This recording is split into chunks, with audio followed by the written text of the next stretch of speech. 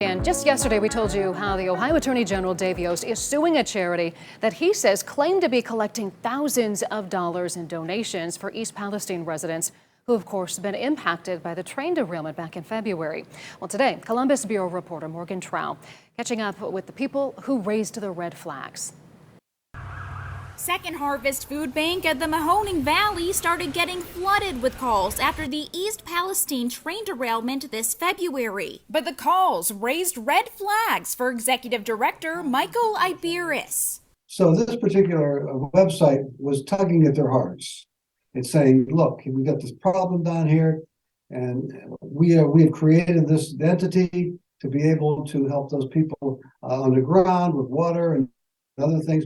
And we are partnering with Second Harvest Food Bank of the Mahoning Valley. But that partnership wasn't real. And now more than $100,000 meant to help the victims of the disaster is missing. That's what Attorney General Dave Yost said in his lawsuit against Mike Pepple, a former Ohio State House staffer who started soliciting donations under the organization Ohio Clean Water Fund, citing that the man created a sham charity to exploit a disaster to line his pockets. The people of East Palestine who suffered enough by being victimized not only by Norfolk Southern, but now from this person who lives in the same county that they do. Iberis called out Pepple for claiming to be partners, and after doing so, the man donated $10,000 to the real charity. But Yost says more than $140,000 was raised. Have you seen any other parts of that money since this report came out?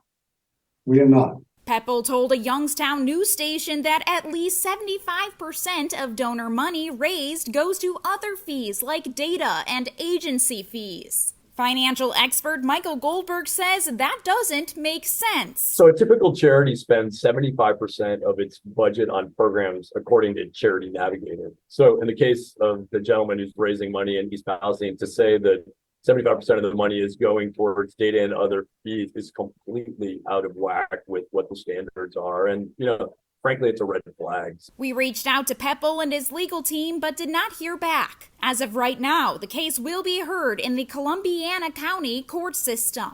They should be put in jail as far as I'm concerned. That's where they belong. Yost warns that anyone trying to profit from the East Palestine disaster shouldn't even think about it. At the Ohio State House, I'm Morgan Trow reporting.